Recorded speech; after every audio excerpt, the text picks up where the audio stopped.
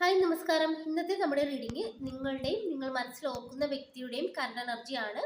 അപ്പോൾ ആ ഒരു വ്യക്തിയെ ഓർത്തുകൊണ്ട് ഈ ഒരു റീഡിംഗ് കാണുക. കൂടാതെ ഇതൊരു കളക്റ്റീവ് റീഡിംഗ് ആണ്. ഇതിൽ പറയുന്ന എല്ലാ കാര്യങ്ങളും നിങ്ങൾക്ക് റെസനേറ്റ് ചെയ്യണമെന്നില്ല. നിങ്ങൾക്ക് റെസനേറ്റ് ചെയ്യുന്ന ഭാഗങ്ങൾ മാത്രം സ്വീകരിച്ച് അല്ലാത്ത കാര്യങ്ങളെ വിട്ടേക്കുക. അപ്പോൾ നമുക്ക് നോക്കാം നിങ്ങളുടെയും നിങ്ങൾ മനസ്സിൽ ഓർക്കുന്ന വ്യക്തിയുടെയും കറണ്ട് എനർജി എന്താണെന്നുള്ളത്. നിങ്ങളുടെ കറണ്ട് എനർജി നോക്കാം. 6 of swords,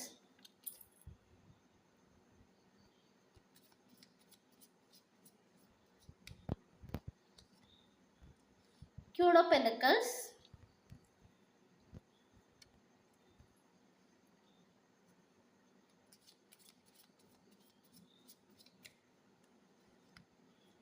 Ace of Wands,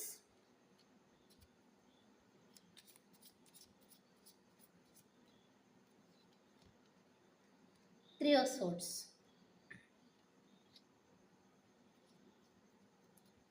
നിങ്ങൾ മനസ്സിൽ ഓർക്കുന്ന വ്യക്തിയുടെ കറണ്ട് എനർജി എന്താണെന്ന് നോക്കാം. Knight of wands,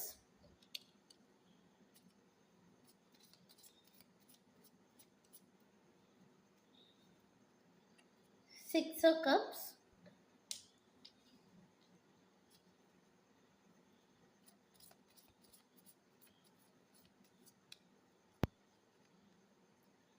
two of wands,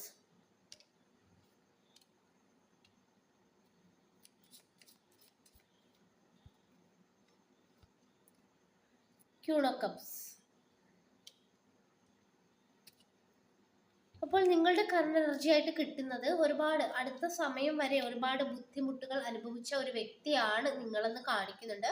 പക്ഷെ ഈ ഒരു സമയത്ത് മനസ്സിൽ വേദന പൂർണ്ണമായിട്ടും ഇല്ല എന്ന് പറയുന്നില്ല. പക്ഷെ ആ ഒരു വേദനയിൽ നിന്നൊക്കെ നിങ്ങൾ പതിയെ പതിയെ ഈ ഒരു സമയത്ത് പുറത്തോട്ട് വരാൻ ശ്രമിക്കുന്ന ഒരു എനർജി കാണിക്കുന്നുണ്ട്.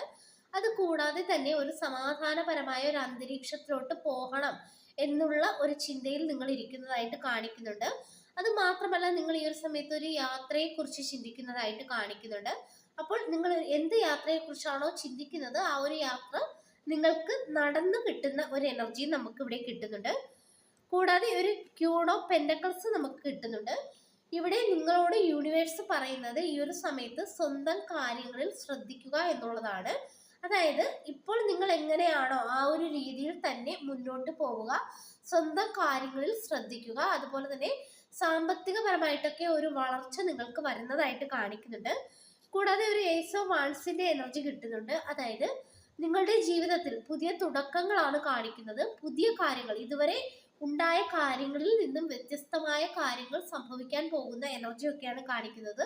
ഒരു സന്തോഷ സമാധാനം ഇതൊക്കെ നിങ്ങളുടെ ജീവിതത്തിലോട്ട് കുറച്ച് പതിയെയാണെങ്കിലും കടന്നു വരുന്നതായിട്ട് കാണിക്കുന്നുണ്ട്. അത് കൂടാതെ തന്നെ ഒരു ത്രീ ഓഫ് സോർഡ്സ് കിട്ടുന്നുണ്ട്. അതായത് നിങ്ങൾക്ക് വളരെയധികം ഒരുപക്ഷെ നിങ്ങൾ ഇഷ്ടപ്പെട്ടിരുന്ന ഒരു വ്യക്തി തന്നെ ആയിരിക്കാം. ആ ഒരു വ്യക്തിയുടെ ഭാഗത്തു നിന്നും നിങ്ങളുടെ ഒരു ഹൃദയം തന്നെ മുറിച്ച രീതിയിലുള്ള ഒരു സംഭവം നടന്നതായിട്ട് കാണിക്കുന്നുണ്ട്. അപ്പോൾ ആ ഒരു പെയിനിലാണ് ഇപ്പോഴും നിങ്ങൾ ഉള്ളത് എന്നാണ് കാണിക്കുന്നത്. പക്ഷെ പൂർണ്ണമായിട്ടും ആ ഒരു പെയിനിലാണോ എന്ന് ചോദിച്ചാലല്ല.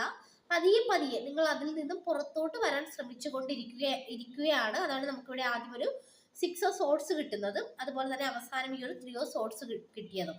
അതായത് ഈ ഒരു സിക്സ് ഓഫ് സോർഡ്സ് എന്ന് പറയുമ്പോൾ ഈ ഒരു അവസ്ഥ, നിങ്ങളുടെ ഒരു അവസ്ഥ എന്ന് പറയുമ്പോൾ ഇതായിരുന്നു.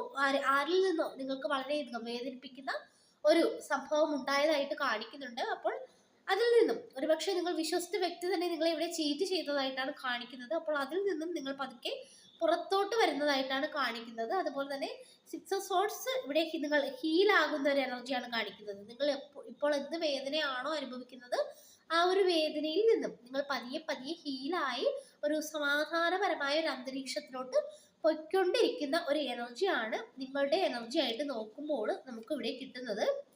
അപ്പോൾ ഇതൊക്കെയാണ് നിങ്ങളുടെ എനർജി ആയിട്ട് കാണിക്കുന്നത്. കൂടാതെ നിങ്ങൾ മനസ്സിൽ ഓർക്കുന്ന വ്യക്തിയുടെ എനർജി ആയിട്ട് കിട്ടുന്നത് നൈറ്റ് ഓഫ് വാൻഡ്സിന്റെ എനർജിയാണ്.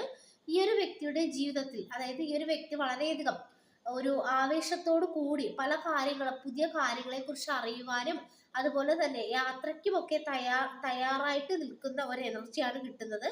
അത് കൂടാതെ സിക്സ് ഓഫ് കപ്സ് കിട്ടുന്നുണ്ട്. അതായത് ഈ ഒരു വ്യക്തിയുടെ ജീവിതത്തിൽ ഈ ഒരു സമയത്ത് ഒരു ആഘോഷം അതുപോലെ തന്നെ ഒരു ഫയർ എനർജി ഒക്കെയാണ് കാണിക്കുന്നത്.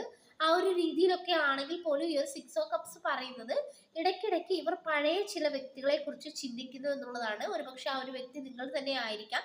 അതായത് അവരുടെ റിലേഷൻഷിപ്പിലെ പഴയ ചില വ്യക്തികളെ അവർ ഓർക്കുന്നതായിട്ട് കാണിക്കുന്നുണ്ട്.